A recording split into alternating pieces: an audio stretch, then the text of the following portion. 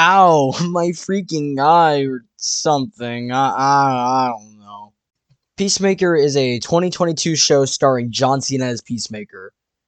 This is a sequel to the movie The Suicide Squad, not to be confused with Suicide Squad, which I please don't make me review. But I will probably review The Suicide Squad, maybe in the future. Wink.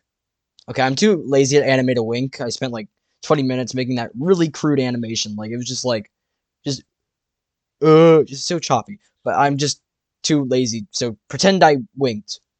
The show follows Peacemaker, who is supposed to be in prison, but is instead forced to go on a mission with members of the Suicide Squad agency, who helped Task Force X, which is the Suicide Squad, kill Project Starfish, which was just like a giant starfish that mind-controlled people. Yeah, it was a pretty insane movie. This time around, they have to take down Project Butterfly, which is, you guessed it, mind-controlling butterflies that go into your orifices to get to your brain, kill you, and take control, assuming your identity with memories and all. So the Peacemaker and the team have to stop the butterflies and eliminate them, with the help of Vigilante, played by Freddie Stroma, who, as they go along, all learn to get along and become closer as a unit. But the Peacemaker has this, like, internal struggle throughout the show, which I will get to later. And the show ends with... Actually, I don't know. The final episode's next week as I'm recording this, so...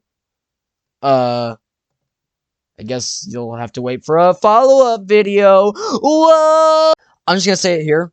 This is the best thing to ever come out of DC. Like, it blows anything else out of the water. It's better than most of the Marvel stuff. And honestly, I have to say it's because of the actors, the writing, and James Gunn. I love James Gunn. He directed the Guardians films, which I will get to someday, and the Scooby-Doo live-action films, and, you know, other things, but I haven't seen them. But, yeah. I love how James uses music. He does it in all his projects, but he uses it expertly here, and in the Guardians film, but I think the best scene in the show is when Peacemaker is just reflecting while playing the piano.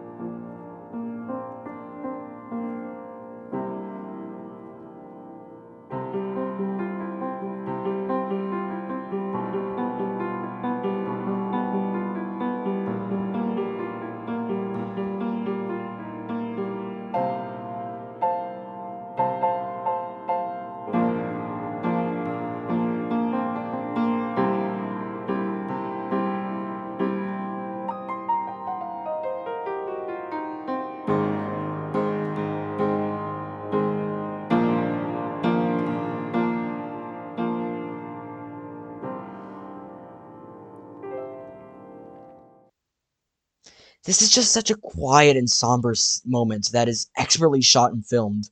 I love all the characters. My second favorite being Vigilante, who's just such a great comic relief. But I like Peacemaker. He's my favorite character, but I'll get to that. I really dislike nothing besides the nudity in the show. As the name of the show suggests, it's all about Peacemaker.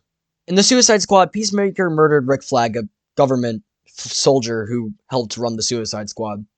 And that still haunts him throughout the show. He regrets having to do that. He regrets the fact that he didn't have to, but he did. He regrets killing his brother at a young age. He regrets trusting and letting his father live.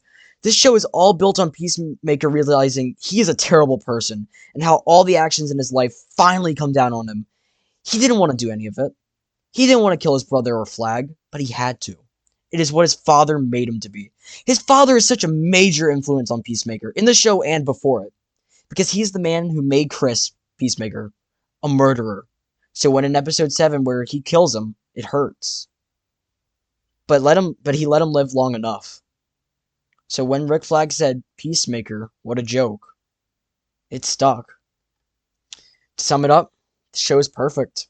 I cannot wait for the finale, and I will make a video on it. Thank you all for everything, and for 600 subscribers.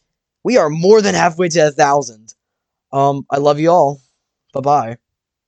I really gotta stop ending it like a phone call. What about Ariana Grande or Drake? What? Brad Pitt or Payne Stewart or Doug the Pug? Khloe Kardashian, the Red Tiger from Voltron, Fran Tarkenton, Joe Montana, Joe Montana, Eddie Murphy, Michael Jordan, Michael B. Jordan, BTS, Eugene Levy? Fuck, dude. John Lovitz, shut the